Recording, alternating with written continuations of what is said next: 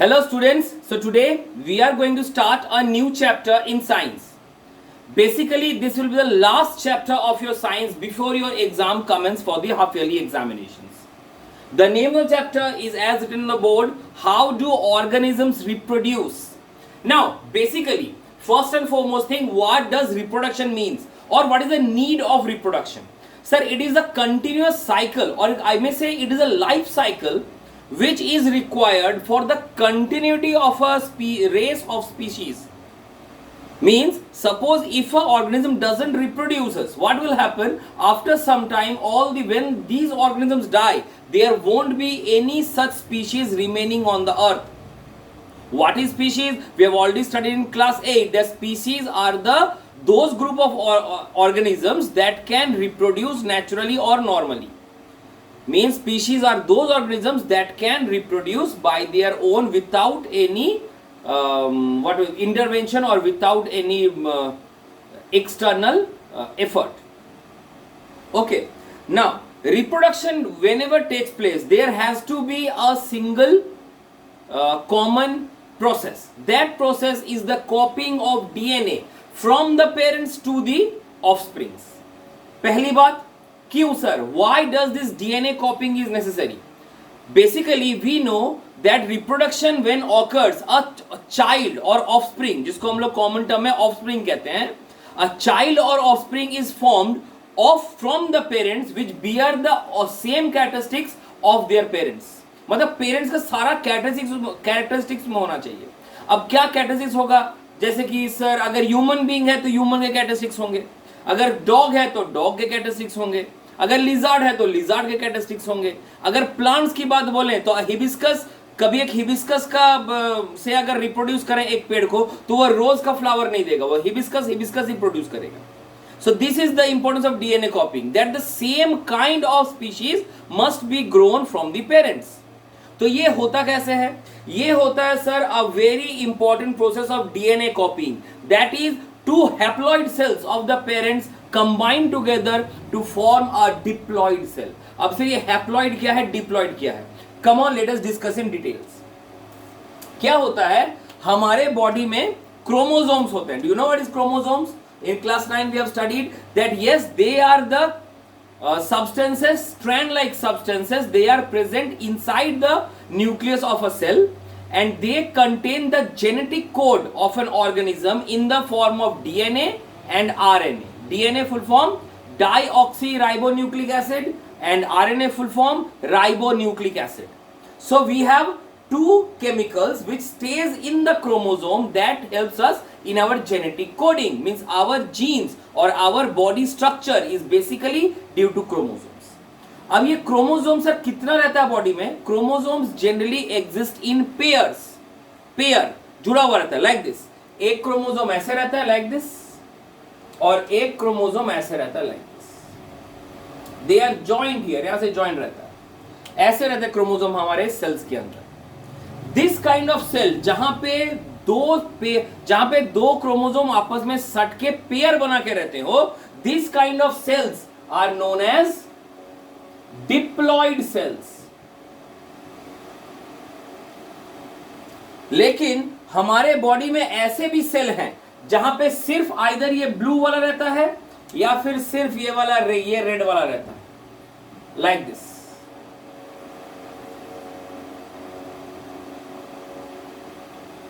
They are known as haploid cells.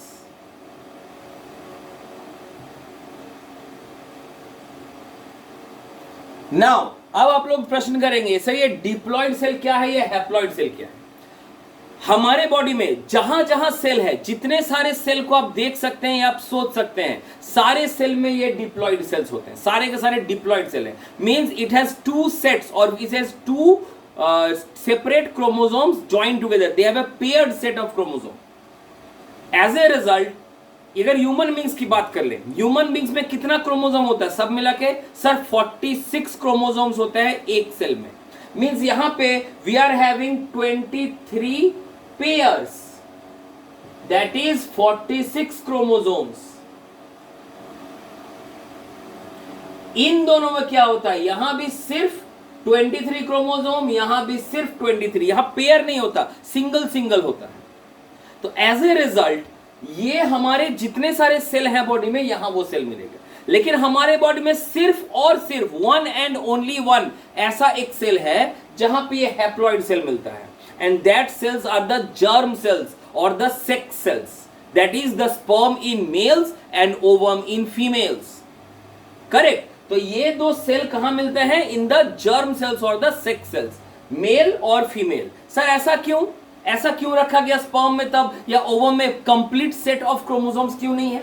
क्योंकि अगर मान लो, जस्ट इमेजिन, मेरे ही बॉडी का अगर कंसीडर करें, अगर मेरे बॉडी में, अगर मेरे जर्म सेल्स में या फिर स्पर्म सेल्स में 23 की जगह अगर 46 क्रोमोसोम्स होते और मेरा जो चाइल्ड, मेरा जो बेटा प्रोड्यूस हुआ है, उसमें मेरा भी कैरेक्टरिस्टिक जा रहा है, मेरी वाइफ का भी कैरेक्टरिस्टिक जा रहा है। सो अगर मेरे में बॉडी में भी 46, मेरे वाइफ के बॉडी में भी 46 रहता, तो मेरे बेटे के बॉडी में कितना सारा क्रोमोसोम्स आता? 46 प्लस 46 92, और 92 क्रोमोसोम्स ह्यूमन बीइंग का नहीं होता। ह्यूमन बीइंग के बॉडी में 46 क्रोमोसोम्स ही चाहिए। तो भगवान ने कैसे इंश्योर किया कि अ न्यू चाइल्ड और a new offsprings will get the same number of chromosome of their parents? God has given the number of chromosomes in the germ cell as half of the normal cells.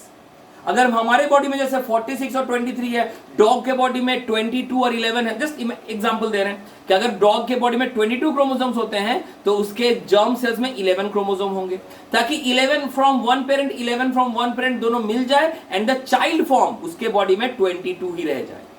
So this is the mechanism of DNA कॉपिंग, कि the germ sales के पास आधा chromosome होगा और यही दो chromosome आपस में add होके एक नया ऑफस्प्रिंग बनाए।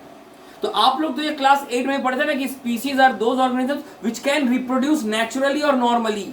एक ह्यूमन बीइंग के साथ रिप्रोड्यूस करेगा, उसके लिए उसको अलग से कोई एफर्ट या अलग से कोई केमिकल सॉल्यूशन डालने की जरूरत नहीं है, ये नेचुरल है। एक डॉग के साथ रिप्रोड्यूस कर ही सकता है, उसका कोई प्रॉब्लम नहीं है। प्रॉब्लम कम होगा जब एक डॉग और कैट के साथ रिप्रोड्यूस करना चाहे, ऐसा नहीं संभव है। व्हाई? क्योंकि डॉग के बॉडी में जो क्रोमोसोम है वो कैट के बॉडी से नहीं मैच करेगा।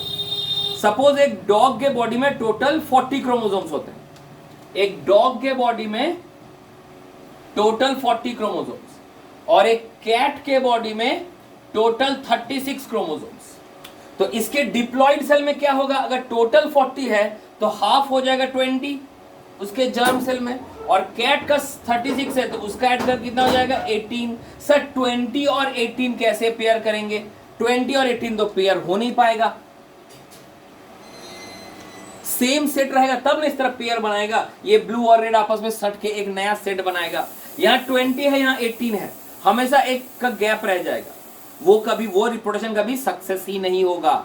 दैट्स वाई जब तक कि दो ऑर्गेनिज्म सेम स्पीसीज का नहीं हो जाता, I can not same set of chromosomes के नहीं हो जाते, so that they can reproduce their own, तब तक उसको एक सेम स्पीसीज नहीं कहा जाएगा। ठीक है, नंबर ऑफ क्रोमोसोम सेम रहेगा, हैप्लॉइड सेल का नंबर ऑफ क्रोमोसोम सेम रहेगा, वो दोनों मिलकर डिप्लॉइड सेल बनाएंगे, तब जाके एक सक्सेसफुल रिप्रोडक्शन होगा। And that kind of organisms are said to be of the same species. Clear है यहां तक? अब आ जाते हैं सर, यहां तो था what is the basic of reproduction and what is the cause of reproduction. वो पहले बोले अगर रिप्रोडक्शन नहीं होगा तो वो स्पीशीज कुछ दिनों बाद एक्सटिंक्ट हो जाएगा। ठीक है, now we are moving on to the types of reproduction.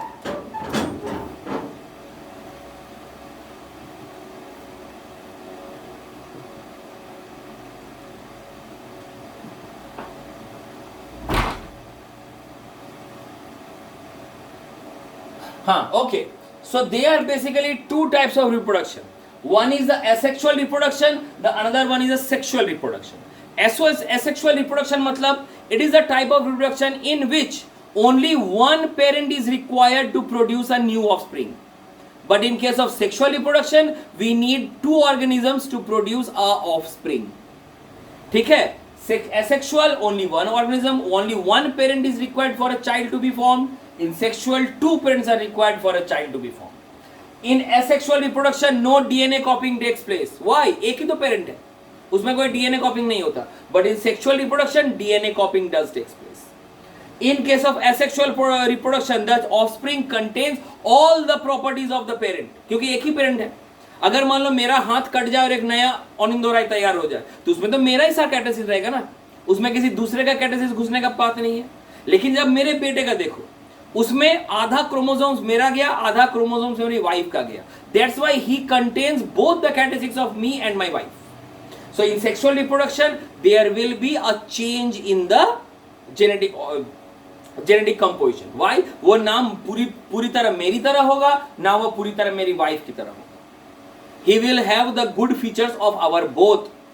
That's why asexual reproduction से जो child produce या offspring produce होंगे, they will have a edge or they will be better as compared to the asexual.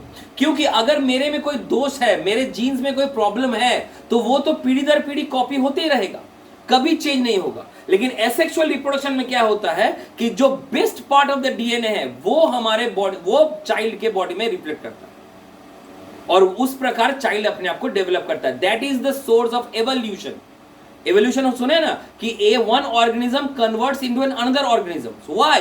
Because for the changes in environment, for the changing habitat, his body must also be change so that he can survive और he can withstand the changes of the weather.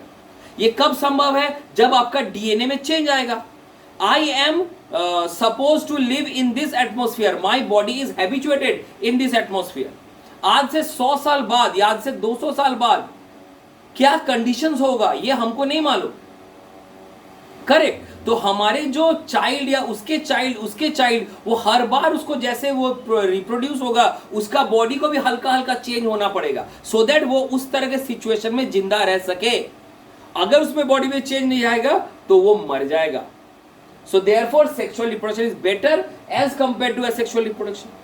अब हमेशा sir नियम है कि दुनिया में कोई भी चीज तो परफेक्ट नहीं होता. अगर इसमें ये अच्छा है तो इसमें कुछ बुराइयां भी है. क्या है बुराई? सबसे पहला, सेक्सुअल रिप्रोडक्शन करने में टाइम बहुत ज्यादा लगता है.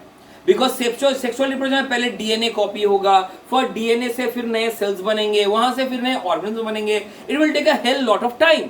बट एसेक्सुअल रिप्रोडक्शन बहुत क्विक है. सेक्सुअल रिप्रोडक्शन का टाइम भी ज्यादा लगता है, एनर्जी भी ज्यादा लगता है. एक ऑर्गेनिज्म को सेक्सुअल रिप्रोडक्शन करने में जितना एनर्जी, जितना एफर्ट देना पड़ेगा, एसेक्सुअल रिप्रोडक्शन में उतना एफर्ट या एनर्जी नहीं लगता. नेक्स्ट है सेक्सुअल रिप्रोडक्शन के चांसेस ऑफ रिप्रोडक्शन या चांसेस ऑफ कंसीविंग बहुत कम है.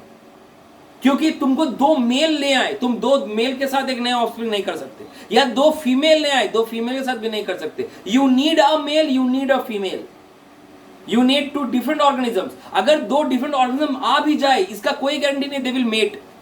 अगर चलो मेट कर भी लिया फिर भी कोई गारंटी नहीं है कि अ new child will be formed. बहुत कॉम्प्लेक्स है रिप्रोडक्शन का साइकिल. बट एक एसेक्सुअल रिप्रोडक्शन में ऐसा कोई झमेला नहीं है. ठीक है, वो अपने बॉडी से एक पार्ट निकाल देगा, वो दूसरा पार्ट ऑटोमेटिकली एक नए ऑर्गेनिज्म में प्रोड्यूस हो जाएगा. सो एसेक्सुअल रिप्रोडक्शन, अगर हमको क्विकर रिप्रोडक्शन चाहिए, श्योरर प्रोसेस ऑफ रिप्रोडक्शन चाहिए, I will go for asexual reproduction. लेकिन अगर हमको बेटर ऑफस्प्रिंग्स चाहिए, एवोल्यूशन का प्रोसेस चाहिए, डीएनए कॉपिंग चाहिए, तो I will go for sexual reproduction. So this is the two types of asexual and sexual reproductions. Now what we have to study in detail? We have to study in detail the types of asexual reproductions and the types of sexual reproductions. We have to study one by one all the types of asexual reproduction. यहाँ देखो 6 नाम लिखा हुआ है: fission, budding, fragmentation or regeneration, spore formation, vegetative propagation and finally tissue culture. These are the 6 prominent methods. और भी बहुत सारे मेथड है लेकिन हमको सब पढ़ने की जरूरत नहीं है. Prominent methods. They are the 6 prominent methods that we have to learn about asexual reproduction, in which only one organism is required. यहाँ 2 या 3 organism की जरूरत नहीं पड़ती. तो first of all, fission. What do you mean fission? Fission mean to split, mean to cut, mean to break. टूट जाता है. और टूट के क्या बनता है? One organism splits into 2 or more organisms. अगर 2 organism बने, that kind of fission is known as binary fission. अगर एक से अधिक बने, that is known as multiple fission. चलो एग्जांपल देके समझो. देखिए ये स्टेप्स का अगर ध्यान से देखें तो सबसे basically we are having an amoeba. Amoeba जिसका कोई सेल मेम्ब्रेन का कोई स्ट्रक्चर नहीं होता. It has a flexible outer structure due to its movement of the cell membrane, that is known as pseudopodia. तो एनीवेज ये जब रिप्रोड्यूस करने का समय आएगा, सबसे पहला काम क्या होगा, the nucleus of the amoeba will elongate, the nucleus will start elongating, because sir nucleus से शुरुआत क्यों हुआ, because nucleus contains the DNA, nucleus contains the chromosome, nucleus के अंदर क्रोमोसोम है, इसलिए न्यूक्लियस सबसे पहले elongate होगा. Then the nucleus will split into two parts, that is the nucleus has to be divided into two parts. ये हो गया पहला पार्ट, ये हो गया दूसरा पार्ट, मतलब वहां दोनों के पार्ट में सेपरेट क्रोमोसोम चला गया. Now the chromosomes have the abilities to further multiply, to further give their genetic structure. तो अब जब क्रोमोसोम अलग अलग हो गया तो ये ऑर्गेनिज्म भी अलग अलग हो जाएगा और एक पेरेंट से दो चाइल्ड मिला. This is the parent amoeba and this is the child amoeba और द डॉटर एमीबा. हम लोग सबको डॉटर इसलिए कहते हैं इस फिजन या फिर दिस एसेक्सुअल रिप्रोडक्शन में, क्योंकि ये फर्दर जाके फिर से डिवाइड करेंगे. ठीक है, we have a concept that, or we have a thinking, or we take it for granted that the reproduction or the organism that is capable of giving child to a new giving birth to a new organism are basically females. Females have this ability. They are blessed by the God that they can give birth to a new one. So that's why we are giving this name to a daughter cells, not son cells, because this daughter can again give birth to some other daughter cells. Means this cycle will go on. So यहाँ क्या हो रहा है, एक cell से दो sales बन रहे हैं.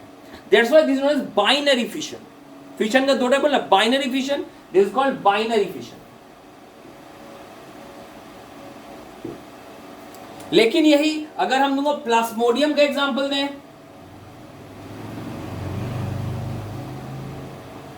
तो यहां आपको देख पा रहे हैं, when the plasmodium wants to reproduce, उसके सेल के अंदर ही बहुत सारे मल्टीपल न्यूक्लियस फॉर्म हो जाते हैं और मल्टीपल न्यूक्लियस के मल्टीपल सराउंडिंग्स हो जाता है. अब एक ऐसा टाइम आएगा that this cell will give birth to several certain small plasmodium. Means यहाँ पे एक मदर सेल से I am getting multiple daughter cells. So this kind of reproduction or this kind of fission is known as multiple fission. So therefore fission दो तरह का होता है, binary fission और multiple fission. As you can easily see that यहाँ पे सिर्फ एक ही पेरेंट लग रहा है to produce a new child. That's why this kind of reproduction is known as asexual reproduction. यहाँ पे किसी तरह का डीएनए कॉपिंग नहीं होता. जो डीएनए इसके पास है वो सेम डीएनए इसके पास जाएगा. अगर डीएनए में कोई खोट है, डीएनए में कोई एरर्स है तो भी ठीक. डीएनए अगर अच्छा है, डीएनए अगर परफेक्ट है तो भी ठीक. नया ऑर्गेनिज्म या नया एवोल्यूशन इस तरह से नहीं हो पाएगा. Correct. Next we move on to budding. Budding generally takes place, ये तो होता है सर सिंगल सेलुलर और यूनिसेलुलर ऑर्गेनिज्म के लिए, लेकिन बडिंग जो है this takes place for multi cellular organism. For example spirogyra और हाइड्रा. चलो हाइड्रा से एग्जांपल समझाता हूं. Finally a new organism will be born. So this is the total step, this is the flow of how budding takes place. Bud मतलब क्या, bud मतलब plant में एक new outgrowth, a new part. तो यहां भी क्या होता है कि मेन जो मदर पार्ट है, मदर ऑर्गेनिज्म है, उससे हमारा एक प्रोट्रूशन निकलता है सबसे पहले. This protrusion goes on elongating and elongating. जैसे उसको न्यूट्रिशन मिलते रहेगा ये प्रोट्रूशन भी बड़ा होते रहेगा. Means that is the time for which it is collecting all the DNA from the mother's body, so that कि उसका खुद का DNA हो सके, वो खुद का खुद का एक बॉडी तैयार कर सके, खुद रिप्रोडक्शन के एबल हो सके.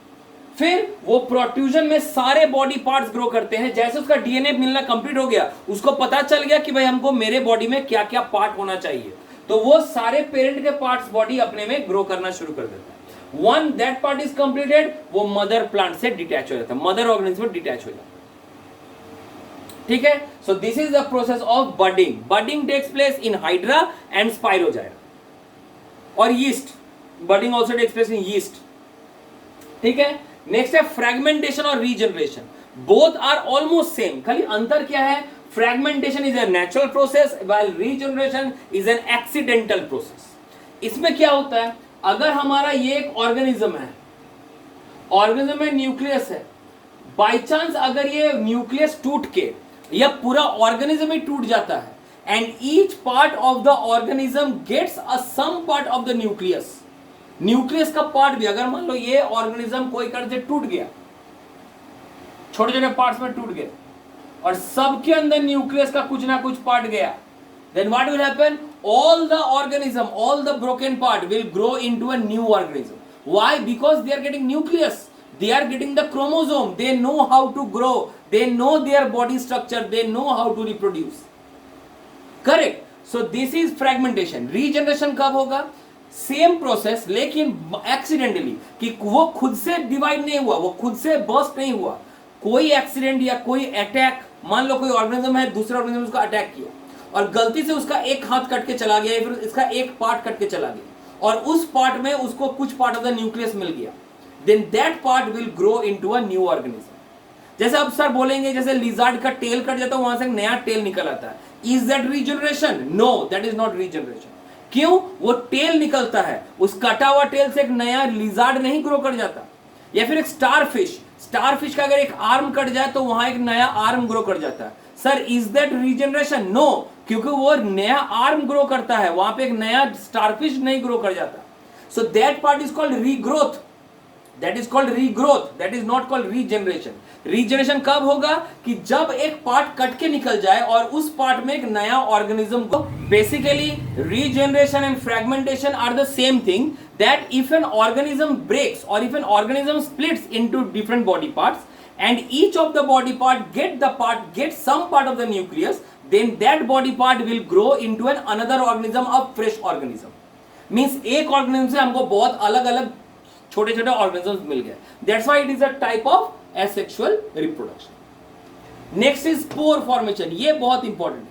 स्पोर फॉर्मेशन कहां होता है? सर स्पोर फॉर्मेशन होता है सर्टेन मोल्ड, जैसे ब्रेड मोल्ड हो गया, ठीक है, फंगस, इसमें ये स्पोर फॉर्मेशन ये कैसे फॉर्म करते हैं? Let us see an example. Spore formation basically होता है क्या कि जो हमारे सेल्स बाहर निकलते हैं, that is not open to the environment, that is covered by a special covering. Okay, so spore formation generally takes place in mushrooms or in fungus or in ferns, means they are exclusive for plant kingdom, ये animals में नहीं होता। इसमें क्या होता है कि the mushroom, फल में देखने में मशरूम जैसा लग रहा है, दिस फंगस, ये अपने जब उसको रिप्रोडक्शन की जरूरत पड़े तो उसका जो अपर पार्ट है, this upper part, this will convert into a big balloon like structure, this is known as sporangium. Sporangium, और इसके जो छोटे छोटे सेल्स हैं, this are known as sporangiophore, sporangiophores, ठीक है। दिस इज कॉल्ड माइसीलियम, ये डंडा, ये थ्रेड देख रहे हैं, ये माइसीलियम, और ये है हाइफे। ओके, सो वो ये जाने sporangium and sporangiophores means the outer covering of the external part is known as the sporangium, और उसके अंदर बहुत सारे छोटे छोटे स्पोरेंजियोफोर्स रहते हैं। What is sporangiopores? They are the small cells surrounded by a hard cyst. They are the small cells surrounded by a hard cyst. क्यों सर ये सराउंड क्या रहता है? कि one time this sporangium will burst open. When the sporangium bursts open, these sporangiophores are free to the air, they can move free to the air. लेकिन इसका क्या guarantee है कि यहाँ भी जो हमको जो नया सेल्स मिल रहा है, इसका क्या गारंटी है कि उसको एक फेवरेबल एटमॉस्फेयर मिलेगा, उसको फूड मिलेगा, उसका एयर मिलेगा, उसको वाटर मिलेगा? इसका तो कोई गारंटी नहीं है। तो ये क्या होगा, इन लोगों को अगर फूड वाटर नहीं मिला तो ये मर जाएंगे, लेकिन ऐसा इसके साथ नहीं होगा। They can remain in the air, they can remain suspended in the environment for a long time. They will wait up till or until they are getting a proper environment to grow. They are getting all the requirements for their growth. तब तक ये हवा में झूलते रहेंगे, और जैसे कोई अच्छा सरफेस मिला, जैसे कोई फेवरेबल कंडीशन मिला, वो वहां पे फर्दर ग्रो करना शुरू हो जाएंगे। So that's why the spore formation is always a better process. Spore formations are always better than this fusion. Why? क्योंकि फ्यूजन बोलो, बडिंग बोलो, यहाँ पे जो न्यू ऑर्गेनिज्म बनता है, जो नया ऑफस्प्रिंग बनता है, उसका कोई गारंटी नहीं है they will survive, because they are being exposed to a harsh environment. लेकिन अगर वही बात अगर हम स्पोर से बोलें तो they have an advantage. Why? Because the spores or the cells that need to grow are covered by a hard cyst, cyst. In that case, they do not get withered away or they do not die due to the harsh environment. वो हवा में suspended रहते हैं जब तक कि उनको एक अच्छा एनवायरमेंट या फिर फूड या वाटर नहीं मिल जाता. Next we move on to vegetative propagation. Vegetative propagation is नाम से लग रहा है vegetation means plants. How do plants reproduce without seeds? अगर सीड से रिप्रोड्यूस करे दैट इज सेक्सुअल रिप्रोडक्शन, लेकिन अगर सीड से रिप्रोड्यूस ना करे so that is the asexual reproduction. तो इसके कितने सारे टाइप्स हैं सर? इसके बहुत इजी है, that is cutting, grafting,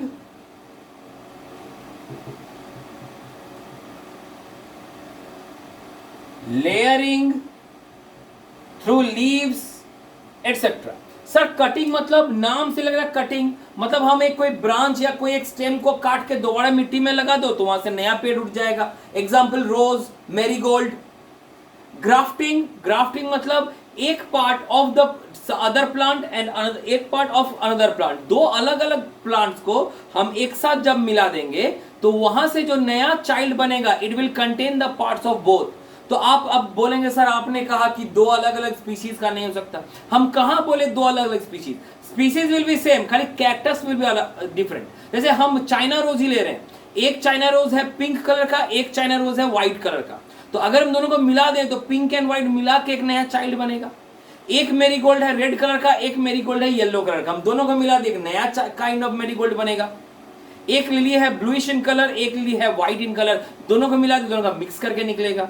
so this is the grafting process. Means एक प्लांट रहता है, उस प्लांट के दिस प्लांट, एक प्लांट को एक दूसरे प्लांट के साथ हम इस तरह जोड़ देते हैं और यहां पे हम लोग मड या फिर कोई फर्टिलाइजर देकर उसको सील कर देते हैं. द लोअर पार्ट मतलब जहां पे हम जोड़ रहे हैं that is called the stock, STOCK stock. और जो अपर पार्ट है जो बाहर से आके लाके जोड़ा जाता है that is called scion, SCION. Stock and scion, STOCK stock and scion. और सियोन जो बोलेंगे, स्टॉक सियोन है, सायोन है, पता नहीं जो भी है. Next we want to layering. What is layering? आप देखे होंगे कि जब द ग्रास जो आप लोग के घर के सामने जो हम बांग्ला में बोली दुब्बो घास, ध्रुव घास, ठीक है. तो एक दुब्बो घास मतलब कि आप जितना भी साफ कर दो अगर जरा सा भी घास रह गया मिट्टी में ना तो एक बार पानी पड़ेगा वो पूरा जगह भर जाता है. Do you know why? Because they are creepers. वो तो मिट्टी में तो जाते रहता है और उसके नोड्स, इंटरनोड्स जैसे ही मिट्टी को टच करता है वहां से एक नया प्लांट ग्रो करना शुरू कर देता है. That is the soft plants which can be bent. The soft plants which can be bent, their nodes are capable of growing a new plant. Such is the process of layering. जैसे बनाना में भी same होता है, grass bamboo में भी same होता है. आप कभी एक बैम्बू के पेड़ को या एक बैम्बू को सेपरेटली ग्रो करते नहीं देखेंगे. जब भी ग्रो करेंगे एक झुंड में ग्रो करता है. Do you know why? वही तो सेम रीजन है कि उसका जैसे नोड निकलता है नीचे से और उसको मिट्टी मिला वहां से एक नया बैम्बू निकलना शुरू हो जाता है. That is called layering. And finally through leaves. Sir leaves के थ्रू कैसे? Best example Bryophyllum.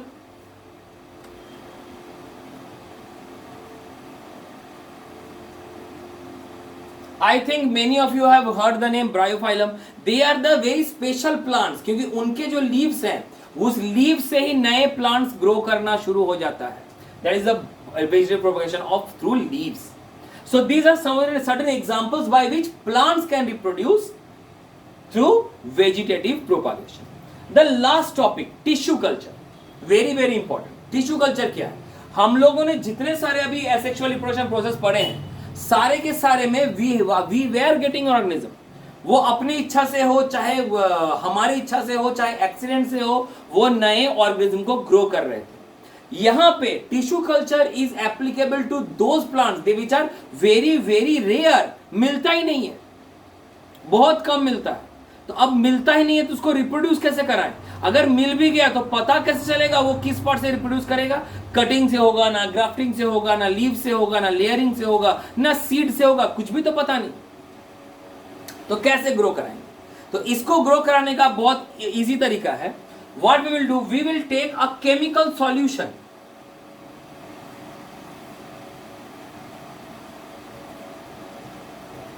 We will take a chemical solution that generally contains all the chemicals, all the proteins, all the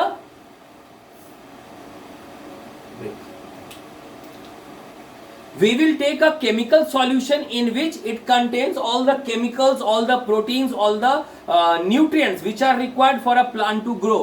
और इस nutrient में, इस chemical में हम एक plant के पार्ट को पुट कर देंगे लाइक दिस.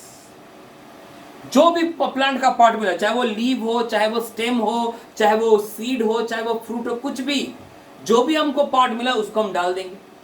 अब क्या होगा, as the nutrients are so good, as the nutrients are so productive, ये सीड पार्ट, ये प्लांट पार्ट, ये खुद ब खुद अंदर ही अंदर ग्रो करना शुरू कर देगा और ये ग्रो करके एक लार्ज मास ऑफ टिश्यूज बन जाएगा.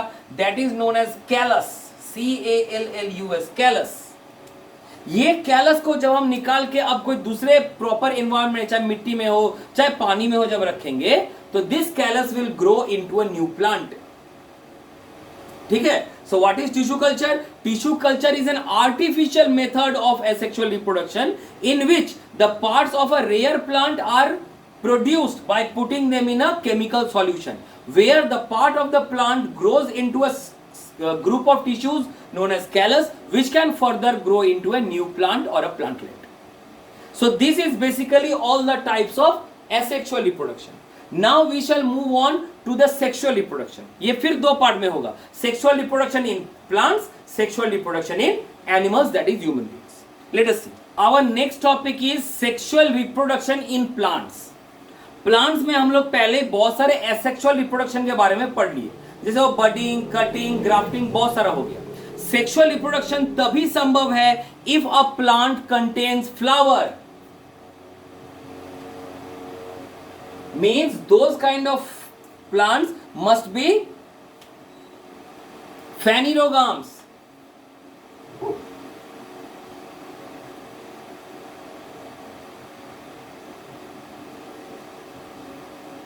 Why? In class 9 we have studied now, there are two categories of plants, that is the phanerogams and the cryptogams. Cryptogams don't have any flowers, so they do not bear seeds, whereas phanerogams have flowers and they bear seeds. Means जो seeds हमको मिलता है, they are actually the part of the flower. Flower से ही हमको एक नया reproductive cycle शुरू होता है. That's why we can say that the flowers are the reproductive parts of a plant. Flowers are the reproductive parts of a plant where the sexual reproduction between the plants can take place. Okay? So to understand this better, we should draw a diagram of a flower. Okay. सूत्र भी अच्छा नहीं लग रहा है, but actually I can understand that ये एक flower जैसा लग रहा है. Okay okay. सो अब हमको पढ़ना है सर ये क्या चीज है. Basically the base of a flower where the flower grows, this is called a pedicel और thalamus. This twig is known as stalk. Okay, so this is stalk, STALK, stalk. This is the pedicel or the thalamus. Okay, now on the base of the pedicel or thalamus we will see some green leafy structures which are required to hold the flower in place. These leafy green structures are known as sepals or calyx.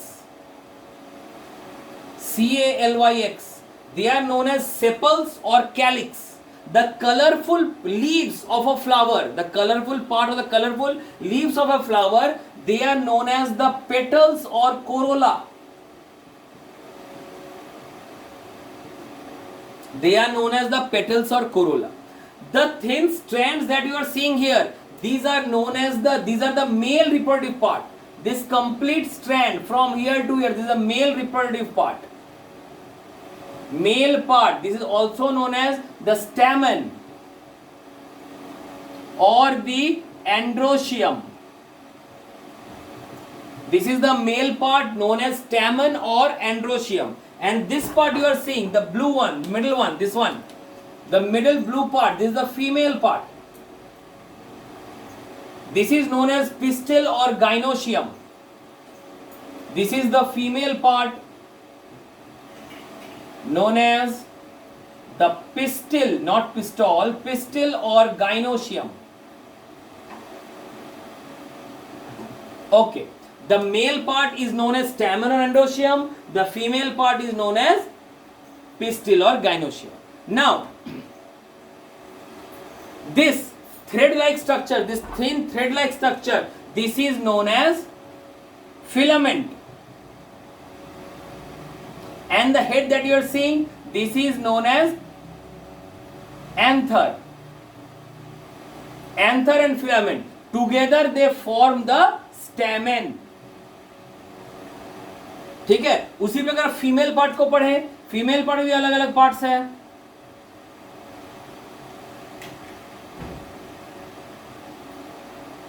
Okay, the upper part of this यहाँ पे, this is known as the stigma.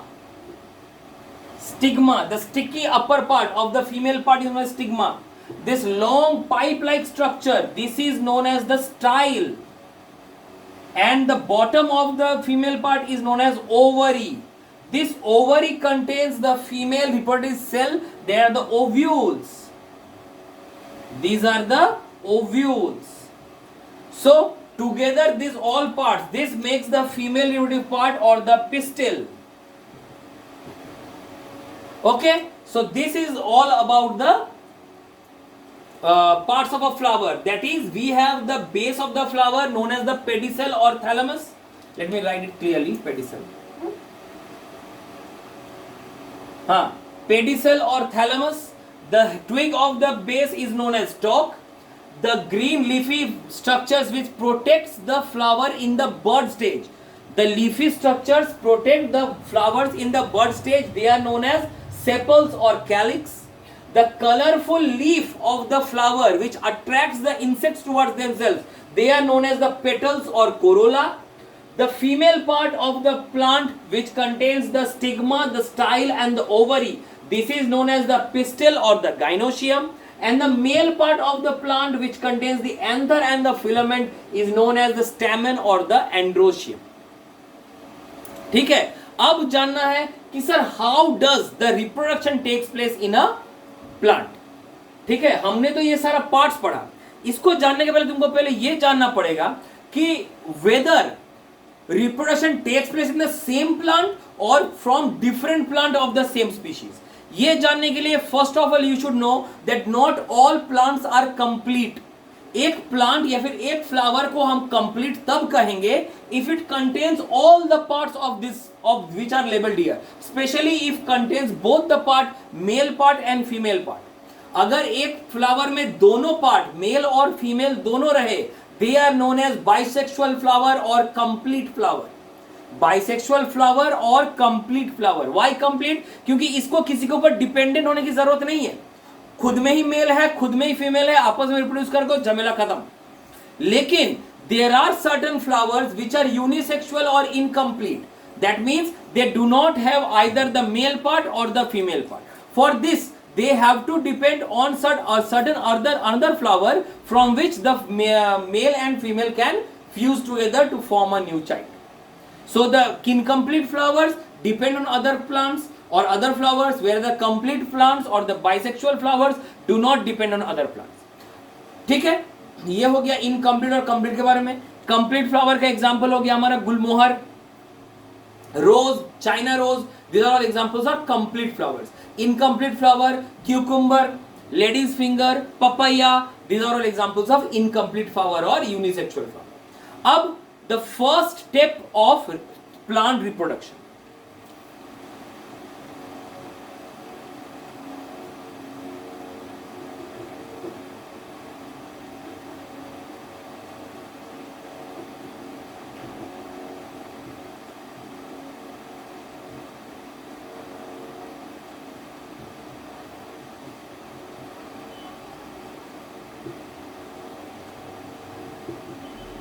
The steps of sexual reproduction in plants. The first step of the reproduction is pollination. Sir, pollination किसे कहते हैं? Pollination is the process by which the pollen grains means the male cells, female cell को बोले ovule, उस तरह इसके अंदर male cells रहते हैं. Those male cells are known as pollen grains or pollens. The pollen grains from the anther has to be transferred to the stigma. This transfer of pollen is known as pollination. Pollination is the process by which the pollens or the pollen grains is transferred from the male part, that is from the stamen, to the female part, that is on the stigma. Now, if the pollination takes place from the same flower or of the same plant या same flower से हो, so that kind of pollination is known as self pollination. And if the pollination takes place from different plants of the same species, then that kind of pollination is known as cross pollination. Means in anyhow, by any method, there must be a transfer of pollens from the stamen to the stigma. This process is known as pollination. This is the first step that occurs during the sexual reproduction of plants. The second step is the pollen tube. क्या है sir ये? चल इसका diagram से समझाते हैं.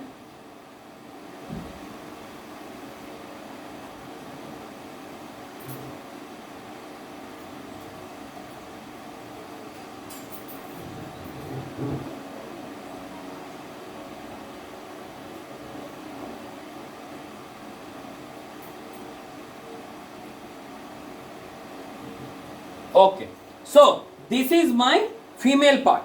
Okay, तो ये फीमेल पार्ट में this the stigma, this the style, this the ovary, जिसके अंदर एक ओव्यूल रखा हुआ. Correct. Now what happens the first step में क्या बोले? The pollens can be transferred from the stamen to the stigma. अब सर कैसे आएगा वो? अब सर आने का बहुत सारा तरीका. हवा से भी आ सकता है. हवा दे रहा है, ये तो हल्का होता है, हवा दिया यहां से उठ के यहां गया. या फिर सर इंसेक्ट के थ्रू हो सकता है. इंसेक्ट्स हनी लेने आते हैं और उसके थ्रू लग के वहां चला जाएगा. So that is not our concern कि कैसे हुआ, लेकिन anyhow the pollens are transferred from the stamen to the stigma. So these are the pollens आके चिपक गए इसके ऊपर.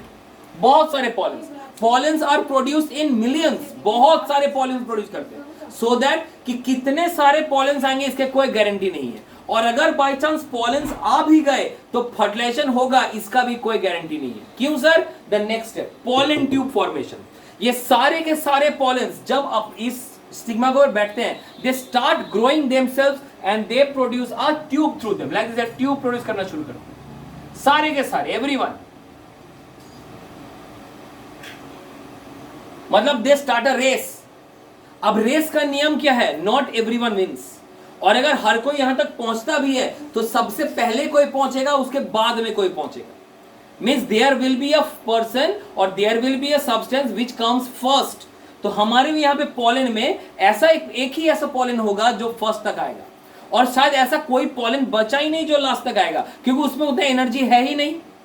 इस पोलन में उतना एनर्जी हुआ ही नहीं कि यहां तक आए. मतलब एक फ्लावर मिला, उस फ्लावर से रिप्रोडक्शन होगा ऐसा कोई गारंटी नहीं है. ये ह्यूमन बीइंग के साथ भी होता है कि एक मेल और फीमेल ने शादी किया और दोनों के चाइल्ड होंगे, इसके कोई गारंटी नहीं है. क्योंकि कोई ये तभी संभव है when the fertilisation will take place, and for the fertilisation takes place this pollen has to move from the stigma to the ovary, to the base of the ovary. ये हमेशा होगा, इसका कोई गारंटी नहीं है. ठीक है, तो चलो जो हम बोल रहे थे, the pollens start growing a pollen tube through which they can move their male cells from the pollen to the ovary. तो ये pollen tube से एक निकलना शुरू किया. तो मान लेते सर ये pollen tube ग्रो करेगा और ये एकदम अंत तक पहुंचे, like this. ये ग्रो करेगा और एकदम अंत तक पहुंचेगा. ओके, इस pollen tube में दो सेल्स मूव करते हैं. There are two cells that move in the pollen tube. पहला सेल है ग्रोथ सेल,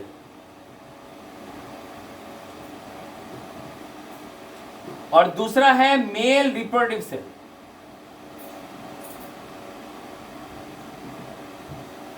सर दो सेल क्यों? बिकॉज बिना सेल का कुछ ग्रोथ या डेवलपमेंट नहीं होता. Cell contains the all the cell और the nucleus contains. Actually cell लिखना मेरा गलत हो गया. It must be the nucleus, growth nucleus and male nucleus.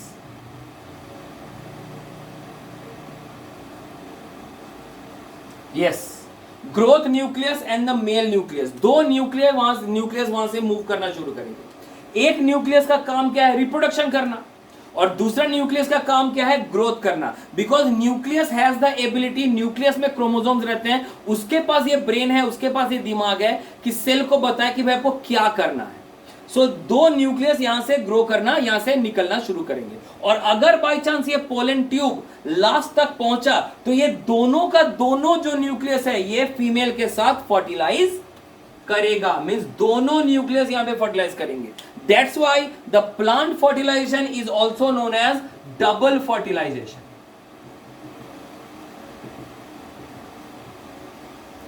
Double क्यों? क्योंकि यहां पे दो अलग अलग न्यूक्लियस में फीमेल पार्ट के साथ फर्टिलाइज कर रहे हैं, एक हो गया द मेल रिप्रोडक्टिव न्यूक्लियस और एक हो गया दूसरा the growth nucleus. This male reproductive nucleus will help to form the child, the embryo, and this growth nucleus will help to form the endosperm. मतलब ये जो मेल न्यूक्लियस है ये फॉर्म करेगा एम्ब्रियो और द चाइल्ड, और ये form करेगा एंडोस्पर्म।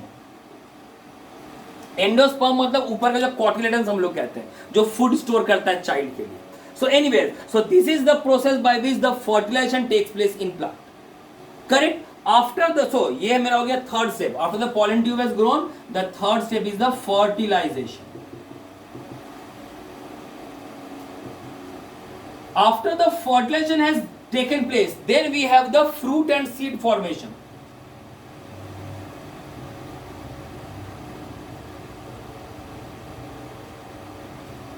क्या है सर ये फ्रूट एंड सीड फॉर्मेशन? हम लोग देखे होंगे सर एक फ्लावर जब ग्रो करता है, जब फुल्ली ब्लूम करता है, तब उसमें रिप्रोडक्शन संभव है। Once the reproduction occurs the flower withers, और उस फ्लावर से हमारा एक फ्रूट ग्रो करता है। कैसे?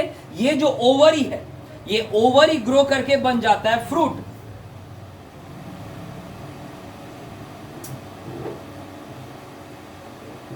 और ये जो ओव्यूल है ये बन जाता है seed.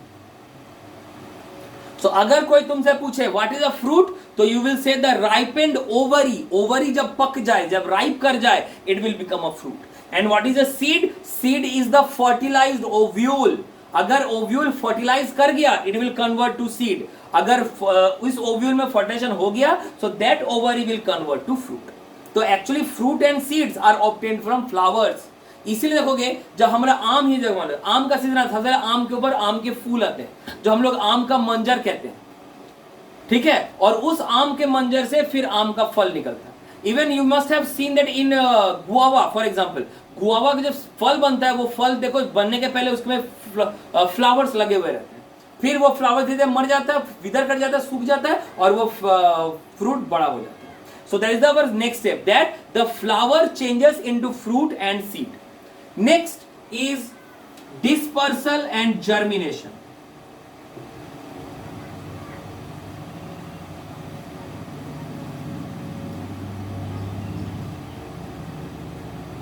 Sir, what is this dispersal and germination? Once the fruit and seed is formed, the mother plant always tries to throw the seed away from itself. क्यों? अगर वो सीड वहीं पे गिर गया तो मदर प्लांट तो जाहिर बात है वो पावरफुल है, it will absorb all the moisture and nutrient from the soil. उस सीड को कुछ नहीं मिलने वाला, उस सीड को कुछ नहीं मिलेगा। तो उस सीड को अगर हमको न्यूट्रिएंट्स, एयर, सनलाइट देना है, सो आई मस्ट मेक श्योर कि सीड को दूर में कहीं पे शिफ्ट कर दिया जाए। इसीलिए that seed is covered bye fruit, ताकि आदमी या बर्ड्स या एनिमल वो फ्रूट के लालच में वो पूरे फल को ले लेगा और वो सीड को कहीं और फेंक देगा। So this is the process of dispersal. And finally is germination. Once the seed is dispersed, seed को कहीं दूर में लेके चले गए, तो seed को तीन चीज चाहिए to grow. One, it needs moisture. Second, it needs air. And third, it needs a proper temperature. अगर ये तीनों चीज मिल गया तो seed से एक नया प्लांट ग्रो करना शुरू कर देगा। So this is basically the steps required for the sexual reproduction in plants. What are those? First step is the pollination. Pollination takes place in two parts, that is the self-pollination or the cross-pollination. Then we have the growth of pollen tube, means the pollen tube grows so that the male reproductive nuclei can travel from the pollen to the ovary. Then we have fertilization. The mixing or the fusion of the male nucleus with the female nucleus is known as fertilization. Then we have the fruit and seed formation. Once the fertilization occurs, the ovary converts into fruit and the ovule converts into seed. This seed is responsible for the growth of the new plant. Then we have dispersal. The throwing away or the scattering of seeds to distant places from the mother plant is known as dispersal. And finally we have germination. Germination is the growth of the seed into a new plant. So this is basically all about our sexual reproduction in plants. Now we shall move on to the sexual reproduction in animals, that is human beings. So we are moving to the last leg of this chapter, that is the sexual reproduction in human beings. Sexual reproduction in human beings generally occurs between a male and a female organism. Male और female में sexual reproduction आना को कहा जाता है puberty. The sexual maturity of an organism in case of a human being is known as the puberty. Puberty is the period in which the body becomes capable of sexual maturation or sexual reproduction. अब sir ये जानेंगे कैसे कि हमारे body में sexual maturity आ गया? Sexual maturity आना मतलब the body is capable of producing the germ sales, that is the sperm in male and ovule और ओवम इन फीमेल्स. तो इसको जानने के लिए ब्लड टेस्ट बहुत इंपॉर्टेंट है. तो ये सर हमेशा अब आपको मतलब जैसे 10 साल या 12 साल गुजरता है, क्लास 8 में पढ़े ना, reaching the age of adolescence 10 years और 12 इयर्स, या हर महीना आपको एक बार ब्लड टेस्ट करना पड़े, ये जरूरी नहीं है.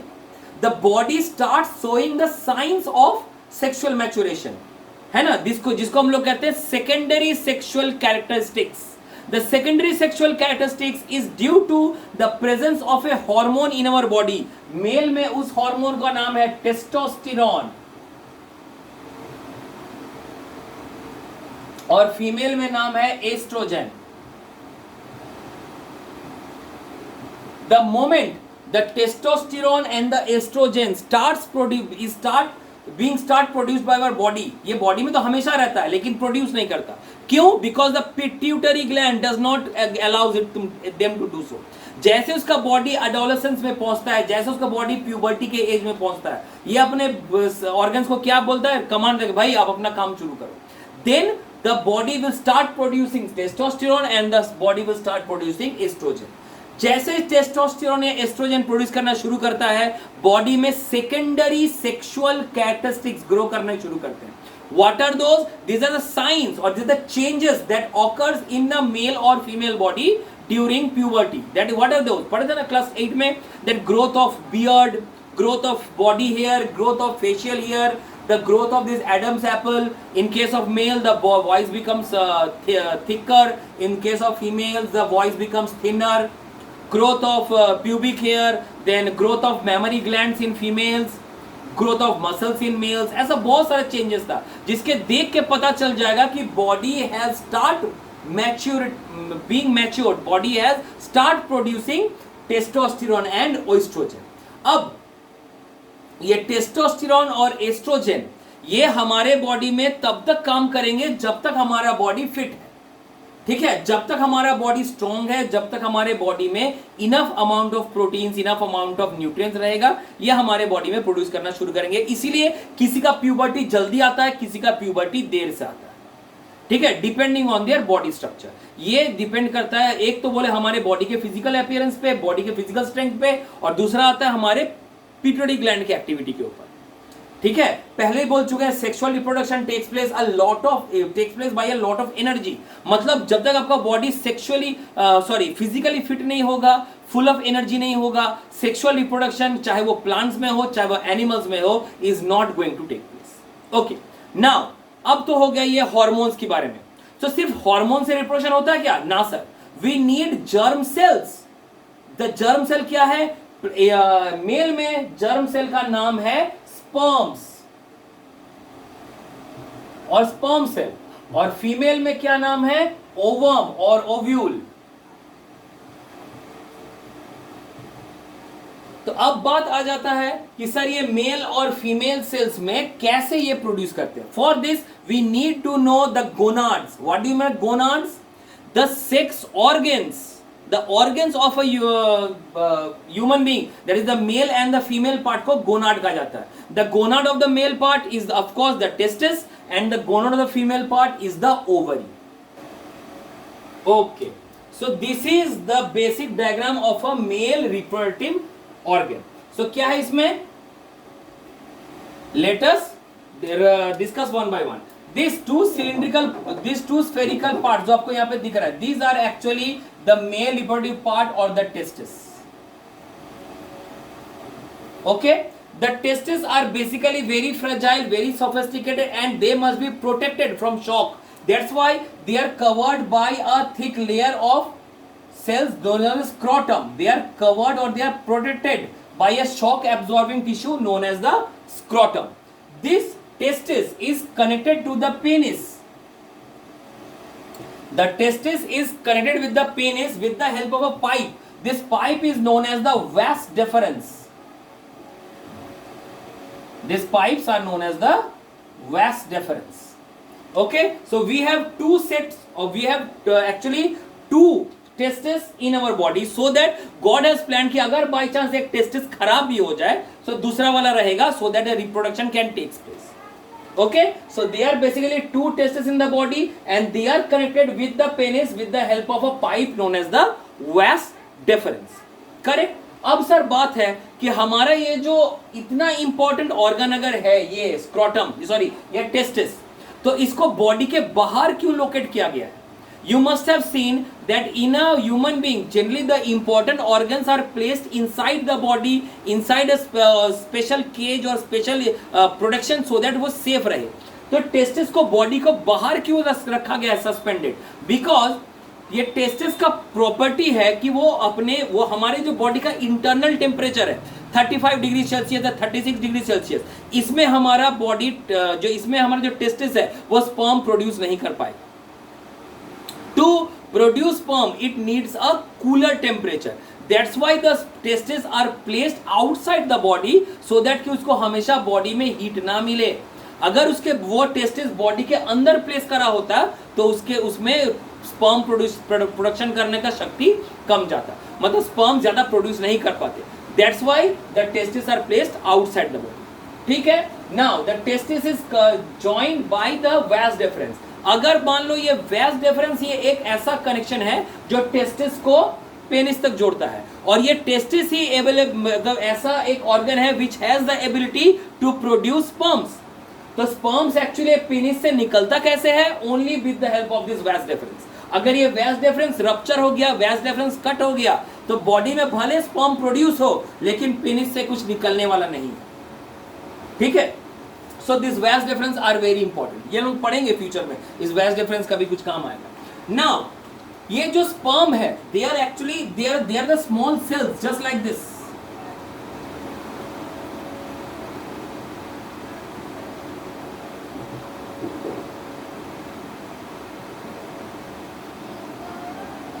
ठीक है, ऐसे सेल्स हैं.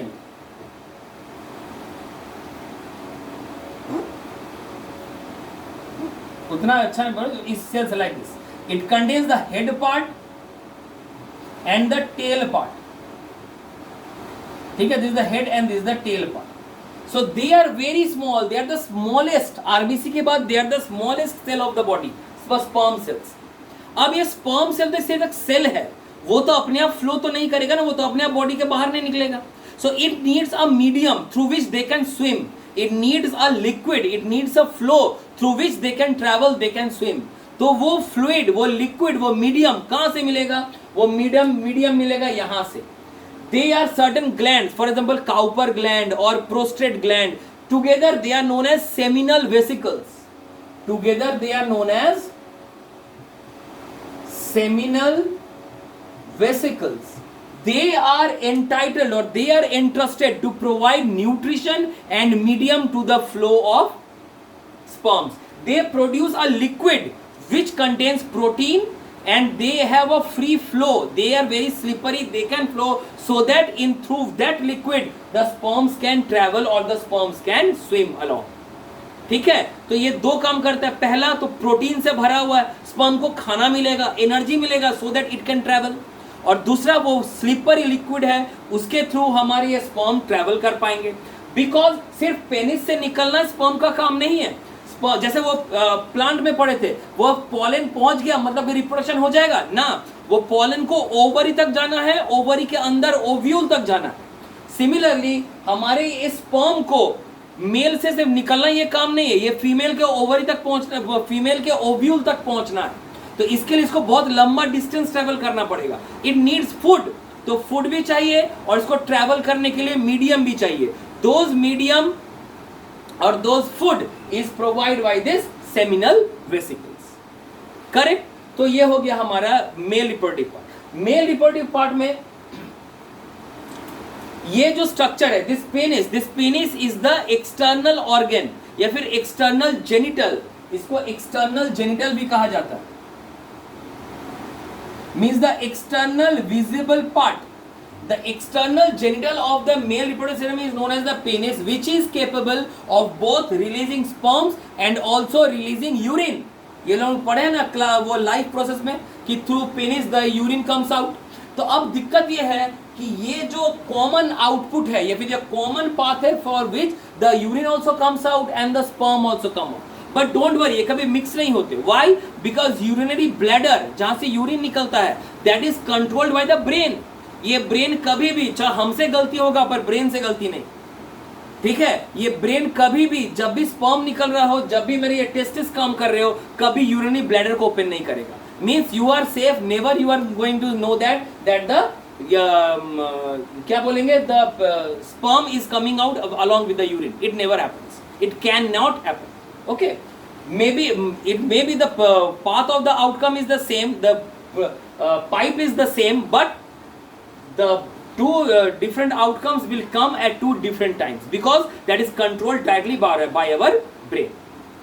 Okay, तो ये हो गया मेल रिप्रोडक्टिव पार्ट, जिसमें इंपॉर्टेंट क्या क्या आपको पढ़ना है, ये टेस्टिस पढ़ना है, स्क्रोटम पढ़ना है, वास डिफरेंस पढ़ना है, सेमिनल वेसिकल पढ़ना है और ये पेनिस पढ़ना है। और ये कौन सा हार्मोन प्रोड्यूस करता है सर? ये टेस्टोस्टेरोन, जो हमको बताना शुरू करता है कि भाई your body is now capable of reproducing, your body is now sexually matured. उसी प्रकार we have to study about the female reproductive organ. Let us study, this is our female reproductive organ. the most important part of the female reproductive organ are these are the ovaries, ovary. So just like the male reproductive organ, we also have two sets of ovary. There are two different ovaries, so that by chance अगर एक ovary खराब हो जाए या एक ovary में problem आ जाए तो दूसरा ovary will have the ability to reproduce. So we have two different ovaries. The same way the testis is connected to the main organ, the same way there is a pipe. We have a pipe over here also. This pipe is known as the fallopian tube. Fallopian tube or the oviduct. The fallopian tube or the oviduct. The internal part, यहाँ पे this space where the baby grows, this is known as the uterus. Okay? The upper part of the uterus is generally blood lined, is filled with blood and has a rich supply of blood vessels. This upper part is known as placenta. Okay? The outer genital part means the visible part of the female reproductive organ is known as the vagina. This is the outer genital, means the visible part. Just like the male, the visible part was the penis. Here the visible part is the vagina or the genital organ. Just inside the vagina we have a muscular contractive valves. These are known as the cervix. Okay, so vagina, cervix, ovary, fallopian tube, placenta and uterus. Now the hormone that the female produces when the body is sexually mature, that is the body is fit for reproduction at puberty, the hormone is estrogen. The estrogen has the ability to produce ovum. Just the testosterone had the ability to produce sperm. The estrogen has the ability to produce ovum. The ovum produces from this, being produced from the ovaries. A girl child is born with the number of ovums. उसके body में ovum खुद ब खुद produce नहीं होता. एक sperm, एक female में क्या होता है कि जन्म से उसके पास स्पर्म नहीं होता. जैसे प्यूबर्टी आता है उसका स्पर्म खुद ब खुद प्रोड्यूस होना शुरू होता है. लेकिन एक फीमेल में वो हर एक फीमेल जन्म ही लेती है ओवरी लेके, और उसके अंदर ओवम्स रहते हैं पहले से ही, वो खुद ब खुद प्रोड्यूस नहीं होता। जस्ट फॉर एग्जांपल मान लिया जाए कि एक फीमेल जन्मी है जिसके पास टोटल 2000 ओव्यूल्स है, 1000 इधर 1000 इधर, there are 2000 ovules present with her. At the time of puberty this ovules start maturing, वो ओव्यूल्स फ्रोजन रहते हैं, ठंड में एकदम सिकुड़ के छोटा करके रखते हैं। जैसे ही प्यूबर्टी आता है दिस ओव्यूल्स स्टार्ट मैच्योरिंग, ये ओव्यूल्स बड़े हो जाते हैं और मैच्योर्ड हो जाते हैं, और फिर ये यहां से मूव करना शुरू करते हैं यहां तक, और यहां पे wall of the fallopian tube, मतलब जहां पे फैलोपियन ट्यूब खत्म होता है वहीं पे चुपके बैठे रहते। ठीक है, ये पूरा ये यहाँ पे जैसे एक रिप्रोडक्टिव साइकिल शुरू होता है, जैसे उसका बॉडी फिट फॉर रिप्रोडक्शन होता है, तो क्या बोले, this ovary will start producing ovule, this process is known as ovulation. Ovulation, ठीक है, and this ovule will move along this fallopian tube and will wait at the mouth of fallopian tube for 3 days। This पूरा process, this full cycle is known as luteal cycle. Luteal cycle, okay. So ये यहां तक wait करेगा, और किसका wait करेगा, it will wait for the sperm so that the sperm can enter the vagina, move on through the cervix and reach there. तो God ने भी बड़ा सोच समझ के सर्विक्स को इस तरह बनाया है। व्हाई, क्योंकि जैसे स्पर्म वेजाइना में एंटर करेगा उसको एक्स्ट्रा फोर्स चाहिए so that it can swim inside, it can move inside. तो ये काम कौन करेगा, ये काम करेगा ये cervix. Cervix are the muscular part, ये मसल है जिसमें वो पेरिस्टालसिस होता था ना हमारे फूड पाइप में, so that it can take in the food inside. Similarly यहां भी एक पेरिस्टालसिस जैसा कुछ मूवमेंट होगा so that it can take the sperm inside.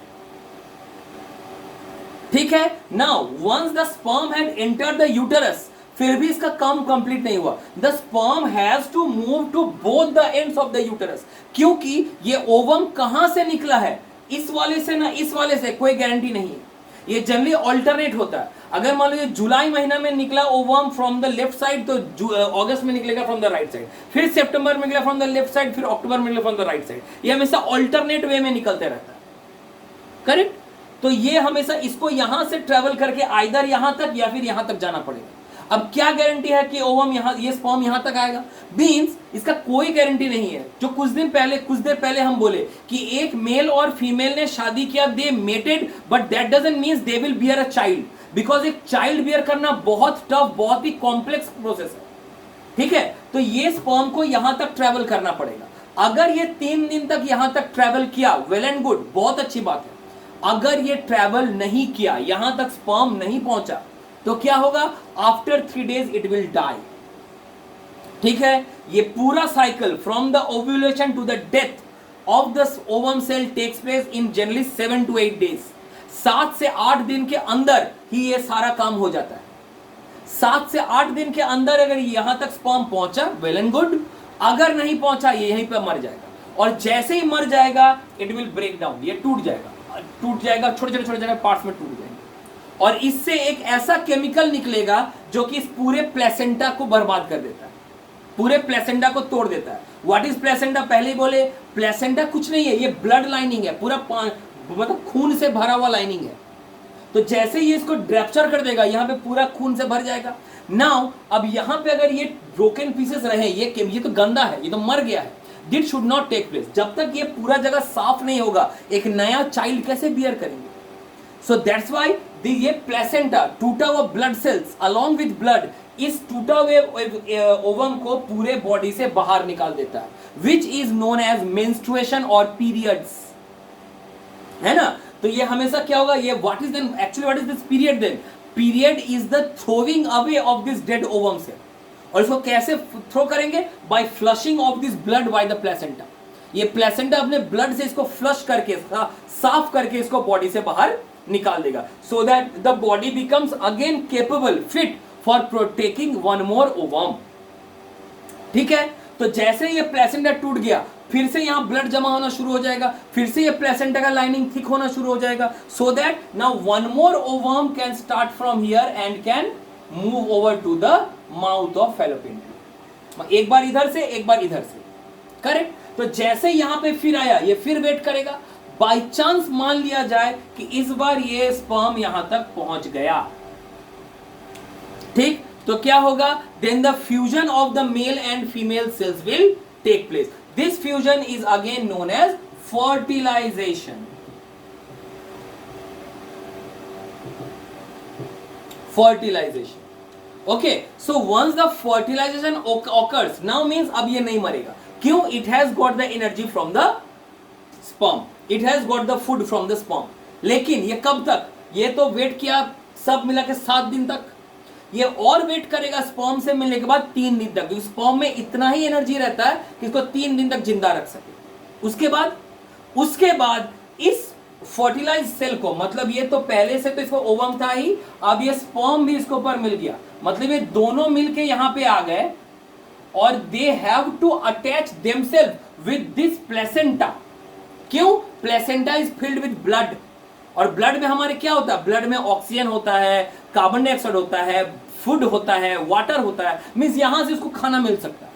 तो द फर्टिलाइज्ड एग और द फर्टिलाइज्ड ओवम, और द इसको अगर दोनों एक साथ फर्टिलाइज करके तो ओवम नहीं कहेंगे, द मिक्सचर को हम लोग कहेंगे जाइगोट। जब हमारा ओवम और स्पर्म मिल गया तो उस सेल को हम लोग कहेंगे zygote, ZYGOTE, zygote। So this zygote has to move over to this uterus and find a suitable place on the placenta where it can attach itself, like this। इस तरह यहाँ पे अटैच करना पड़ेगा, so that it can get the food directly from the placenta। This process is known as implantation। अगर ये अपने आप को यहां नहीं अटैच कर पाता है तो 3 दिन के बाद ये जो फर्टिलाइज्ड एग है वो ऐसे भी मर जाएगा, क्योंकि बिना खाना का कुछ भी जिंदा नहीं रह सकता। So this is implantation. Once implantation has occurred, now you are safe. Now the baby can easily get the food, the baby can easily get the oxygen directly from the mother, and it will start growing here in the uterus। This process means the total time लगता है ये almost 28 weeks। 28 weeks गलती बोल दी है, 36, मतलब almost 9 months है, 36 weeks लगता है, सॉरी exactly 38 weeks, 28 है 38 weeks, 38 weeks लगता है इसको पूरा ग्रो करने के लिए। तो 38 वीक्स तक ये जो पूरा ग्रो करेगा, this process is known as gestation. Gestation is the process by which a zygote develops into a full-born baby, a full-born offspring। ठीक है, उसी के अंदर उसको ऑक्सीजन मिलेगा, वो वही उसके थ्रू वो अपने कार्बन डाइऑक्साइड रिलीज करेगा। जैसे ये बड़ा होगा तब तो ये एक सेल नहीं है, वो तो बॉडी, तब क्या होगा, इस प्लेसेंटा से उसको एक पाइप के थ्रू जोड़ा जाएगा, एक पाइप के थ्रू इस बेबी को यहां पे जोड़ा जाएगा।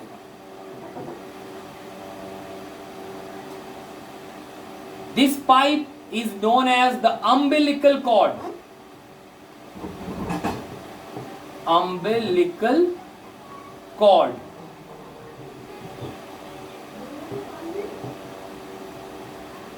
The umbilical cord is the special connection between the placenta of the mother to the baby's navel, नाभि, जो हम लोग सब में है, नेवी से ये मतलब नेवल से ये जुड़ा हुआ रहता है, और ताकि वो पाइप के थ्रू सारे ऑक्सीजन, सारा फूड, सारा वाटर ये मदर के साथ वो ट्रांसपोर्ट कर सके, और ये ग्रो होते रहता है। This process is known as gestation. The total time taken for a zygote to completely develop into a offspring. Correct. Once the baby is fully grown, जैसे बेबी यहां ग्रो करना शुरू करता है, एक बेबी तो बहुत सॉफ्ट होता है, बहुत ही उसके ऊपर फ्रेजाइल, बहुत ही सोफिस्टिकेटेड है। वो बेबी को प्रोटेक्ट करने के लिए, जैसे हमारे ब्रेन में होता है ना, एक फ्लूइड के अंदर ब्रेन को रखा जाता है, सेरिब्रोस्पाइनल फ्लूइड, सो दैट कि ब्रेन को धक्का ना लगे। सिमिलरली हमारे ये बेबी को भी एक सैक में भर के रखा जाता है, एक सैक में, और ये सैक पूरा एक फ्लूइड से फिल रहता है। This fluid is known as amniotic fluid.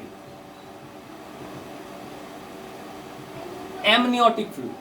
जैसे ही ये बेबी पूरा फुल ग्रो हो जाता है, मतलब अब ये सैक उसको पकड़ के नहीं रख पाएगा, दैट इज द टाइम कि ये फ्लूइड यहां से लीक करना शुरू करता है, ये फ्लूइड निकलना शुरू करता है. दैट इज द टाइम कि हाँ भाई मेरा बेबी फुल्ली ग्रो हो चुका है. Now the baby has to be conceived through the vagina. The baby को वेजाइना के थ्रू निकाल लिया जाता है. ठीक है, ऑफ कोर्स ये पहले सर से निकलता है, तो उतना तो आपको जानना ही, सिर्फ हो जाना कि what happens when the baby is fully grown. The baby जब पूरा ग्रो कर जाता है तो इसको वेजाइना के थ्रू निकाल लेगा. अगर ये नहीं हो सके तो आजकल का जो तरीका है, जो वो जिसको कहते हैं सिजेरियन, जो पेट काट के सीधे यूट्रस से निकाल लिया जाता है बेबी को, वेजाइना से निकालने की जरूरत ही नहीं पड़ती. So that is a different thing, we are not moving into that part. So क्या बोल रहे हैं, all the steps that the sexual reproduction has to occur. First, the ovule has to mature from the ovary and the process is known as ovulation. Once the ovulation has occurred, the ovule travels from the ovary to the mouth of the fallopian tube or the oviduct and it waits for the fertilization to occur. If the fertilization occurs, the zygote or the fertilized egg moves over to the uterus and finds a suitable place on the placenta. This process is known as implantation. Once the implantation is complete, the zygote can directly take its food from the mother's body by the placenta. After some time, a cord or a pipe develops between the mother's body and the baby, known as the umbilical cord, which serves as the path of transportation between the mother and the baby. Once the baby grows, by covering the gestational period, the baby has to be conceived or coerced through the vagina. This is the full process of the sexual reproduction in human beings. अगर वो sexual reproduction नहीं होता, if the ovum is not fertilized, if the ovule is not fertilized by the sperm, then क्या होगा, this ovule which will decompose, will disintegrate, will break and will cause the placenta to break down. This placenta mixes with the dead parts of the or the broken parts of the dead ovule and throws the ovule out of the body with the help of blood. This is known as menstruation or periods. This generally takes place at the end, at the starting of ovulation or just before the ovulation occurs, and this generally takes place after 28 to 30 days. Generally this period is 28 to 30 days. तो इसीलिए आपको जो बोल रहे थे in class 8 आपने पढ़ा होगा, द स्टार्टिंग ऑफ मेंस्ट्रुएशन और the starting of period is known as menarche and the end of menstruation और एंड ऑफ द मेंस्ट्रुएशन, जब मेंस्ट्रुएशन खत्म होता है at the age of 50 years और 55 years, it is known as menopause. ऐसा होता क्यों है सर? क्योंकि हमने क्या कहा कि the ovules are limited in number. Ovules ovary में फिक्स्ड है, 1000 2000. जिस दिन ये 2000 ओव्यूल खत्म, उस दिन मेंस्ट्रुएशन होना भी खत्म. Means now the female body is incapable of bearing child. जिस दिन menstruation खत्म हो गया या जिस फीमेल को menstruation होना बंद हो गया, उस फीमेल में ओव्यूल खत्म हो गया. Means the female is now not capable of producing child. So menstruation is a healthy process. It's a healthy biological process. इसका means now that the female has enough ovules in her body and she is fit for reproduction. ठीक है. Now तो ये तो हो गया reproductive cycle, कैसे reproduction होता है, मेल का कितना सारा पार्ट्स है, फीमेल का कितना सारा पार्ट्स है. इसके अलावा the last part that we should know is reproductive health. Reproductive health क्या है कि पहला, फॉर मेल और चाहे फीमेल दोनों में हार्मोन्स बहुत जरूरी है और ये हार्मोन्स ग्रोथ होता है हमारे बॉडी के फिटनेस के ऊपर. सो ड्यूरिंग प्यूबर्टी, आप लोग पढ़े भी होंगे, द प्यूबर्टी में हेल्थ की बहुत बड़ी बात आती है कि you should take blend food, you should take balance diet, you should have enough sleep, you should take exercise, you should have enough rest and you should move away from drugs and other narcotics or other that intoxicating substances, because your body now grows and its bodies produce new hormones so that your body can be capable of becomes capable of producing offsprings. अगर आपके body physically fit नहीं होगा तो ये hormones produce नहीं होंगे और hormones produce नहीं होंगे तो आपका बॉडी कभी भी सेक्सुअली फिट नहीं हो सकता. ये हो गया पहला बात. दूसरा, one suppose the reproduction takes place, तो फर्टिलाइजेशन जैसे ही हो जाएगा तब ये ओएस्ट्रोजन फीमेल में बंद हो जाता है और ओएस्ट्रोजन के बाद कौन सा जाता है, ओएस्ट्रोजन कन्वर्ट्स इनटू प्रोजेस्टेरॉन. मींस एक फीमेल बॉडी में दो तरह का हार्मोन निकलता है, कभी निकलता एस्ट्रोजन, कभी निकलता प्रोजेस्टेरॉन. एस्ट्रोजन निकलता है in normal conditions when the female is not bearing any child, उसके पेट में कोई बच्चा नहीं है, उसका यूट्रस खाली है, दैट मीन्स उसके बॉडी में एस्ट्रोजन निकलता है and the estrogen is responsible for producing ovums. Once there is a child in the uterus, the ovums को भाई अब निकलना बंद कर दो क्योंकि वो ऑलरेडी चाइल्ड है। जब तक ये ग्रो नहीं करता, जब तक इसका बर्थ नहीं होता, तब तक दोबारा ओवम्स नहीं निकलेंगे, इसलिए तब एस्ट्रोजन निकलना बंद हो जाता है और क्या निकलता है, प्रोजेस्टेरॉन। अब ये प्रोजेस्टेरॉन का काम क्या होता है, progesterone is responsible for developing the maternal characteristics of the female. एक फीमेल जब एक चाइल्ड को बर्थ देगी, उसके बॉडी में बहुत सारे चेंजेस आता है, उसका बॉडी में क्या होता है, ब्लड की मात्रा बढ़ जाती है, उसके मेमोरी ग्लैंड्स में मिल्क निकल आते हैं so that it can she can feed the baby. So ये सब चेंज करने के लिए वी नीड प्रोजेस्टेरॉन। सो ये भी हमारे बॉडी के फिजिकल फिटनेस के ऊपर डिपेंड करेगा। Third, in case of female Mrs her periods, in case एक फीमेल में पीरियड्स नहीं आ रहे हैं या नहीं हो रहे हैं, प्यूबर्टी आ गया है फिर भी पीरियड्स नहीं हो रहा है, पीरियड 2 महीना हुआ, 4 महीना हुआ, 1 साल हुआ, फिर पीरियड बंद हो गया, that the sign of sexual unwellness या फिर अनहेल्दीनेस। You should consult a doctor for your sexual wellness. So these are certain kinds of sexual health that we should be concerned of. And what is the second point? We should be very, very, very concerned of the sexually transmitted disease. This is known as STDs. Sexually transmitted disease. These diseases are generally very, very dangerous because they are generally caused by viruses. और आप लोग पढ़े class 9 में that a viral disease has no antibiotics, it has no medicine, just like this corona, इसका कोई medicine कोई vaccine नहीं अभी तक आया। Similarly STDs are generally virus caused and this also doesn't has any disease, any medicine. Some of them are AIDS, syphilis and gonorrhea. These are some of the examples of STDs and these are very, very dangerous because they are virus caused and may even cause the death of the organism. So ये भी आपको ध्यान में रखना है कि STD से भी बचा जाए।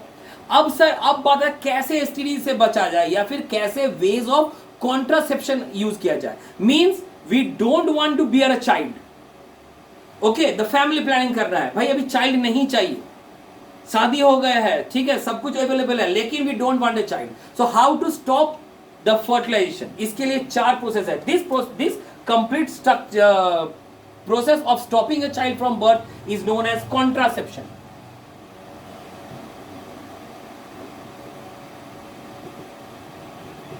What are the ways of contraception? सबसे पहला process is mechanical barrier.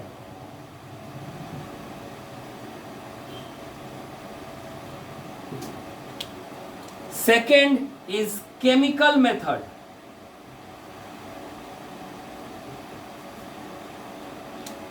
Third is surgical method.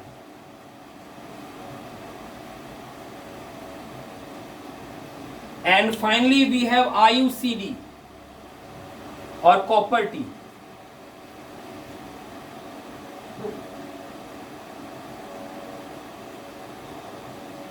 Okay. So these are the 4 ways of contraception. इसका मतलब पहला है mechanical barrier. Mechanical barrier means the fertilisation will only take place when the sperm travels to the ovum. अगर आप sperm को vagina में घुसने से ही रोक दें या फिर आप स्पर्म को ओवम में टच करने से रोक दें, भाई आपका सारा प्रॉब्लम सॉल्व है।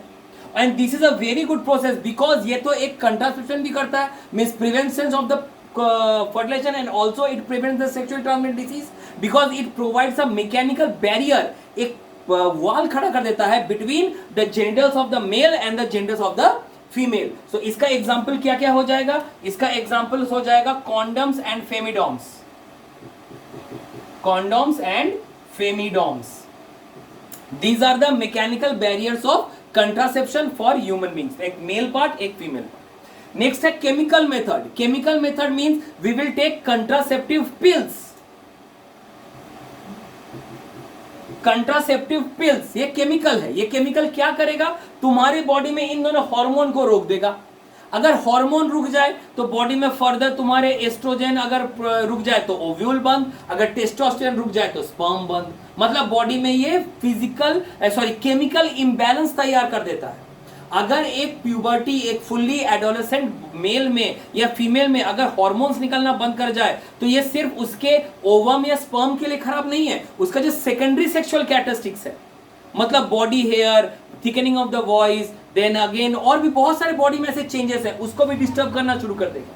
सो that is the main problem with chemical method. Is very very dangerous. इसको सोच समझ के यूज करना चाहिए. Then we have surgical method. Surgical means हम उस रास्ता को ही खत्म कर देंगे जहां से ये स्पर्म या ओवम आता है. मतलब हम टेस्टिस को नहीं काटने वाले हैं या फिर हम ओवरी को नहीं काटने वाले. हम क्या काटेंगे? इन पाइप्स को. इन पाइप को अगर मान लो यहां से हम काट दिए पाइप को, इस पाइप्स को अगर काट देते हैं तो क्या होगा? ओव्यूल प्रोड्यूस तो होगा लेकिन वो कभी ओवरी तक आएगा, वो कभी यूट्रस तक आएगा ही नहीं. स्पर्म प्रोड्यूस तो होगा लेकिन वो कभी पेनिस से निकलेगा ही नहीं. तो एज ए रिजल्ट क्या होगा? कभी रिप्रोडक्शन या कभी फर्टिलाइजेशन होगा ही नहीं. So this surgical method is known as vasectomy और ट्यूबेक्टोमी.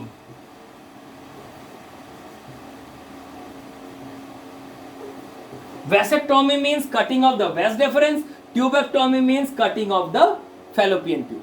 लेकिन ये भी बहुत खराब प्रोसेस इसलिए क्योंकि ये सर्जिकल मेथड है. बॉडी में वही काट छेड़ करेगा, बॉडी के अंदर सिलाई करेगा, कैंची लेगा, ये करेगा, वो करेगा, इन्फेक्शन होने का चांसेस है. और ये एक परमानेंट उपाय है. वंस इसको तुम काट दिए, तुम 1000 कोशिश कर लो, ये दोबारा जुड़ नहीं सकता. ठीक है, तो ये बहुत ही रिस्की प्रोसेस है और बहुत इम्प्रॉपर. सबसे बेस्ट है ये mechanical barrier, that is the condoms और द फेमिडम्स. उससे भी बेटर प्रोसेस है लास्ट में आईयूसीडी और कॉपर टी. ये क्या करता है? ये नाइदर एक प्रिवेंशन, नाइदर एक बैरियर करता है, नाइदर कोई केमिकल चेंज करता है. ये क्या करता है? इम्प्लांटेशन को रोक देता है. That means it covers the whole part of the placenta. ये प्लेसेंटा को कवर कर दिया. अगर प्लेसेंटा को कवर कर देता है तो व्हाट विल हैपन? जो नया जो जाइगोट फॉर्म किया वो भले ही जाइगोट फॉर्म कर दे लेकिन उससे कोई नया चाइल्ड बियर नहीं होगा क्योंकि वो 3 दिन बाद अपने आप मर जाएगा. तो ये है एक बहुत अच्छा तरीका, बहुत ही टेम्पररी तरीका है. जब हमको चाहिए वो दीवार हटा देंगे, जब जरूरत पड़े वो फिर से वहां दीवार लगा देंगे. वो कैसे? वो फ्यूचर में जाके पढ़ोगे क्लास 12 में, कॉलेज में.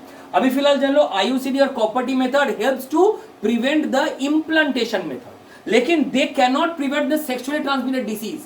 तुम्हारा इम्प्लांटेशन रुक रहा है, direct contact of the genitals तो हो ही रहा है. तो IUCD can only prevent contraception, it can not prevent STDs. STDs रोकने का और कॉन्ट्रासेप्शन रोकने का सिर्फ एक कॉमन मेथड है and that is the mechanical barrier method. So that's why mechanical barrier method is considered one of the best methods of contraception. So this is basically all about your human reproductive cycle. तुमको यहाँ पे parts भी जानने हैं और exam में दोनों में से एक पार्ट को ड्रॉ करना ऑलवेज हर साल आता है, उसके पार्ट्स को एक्सप्लेन करने आता है.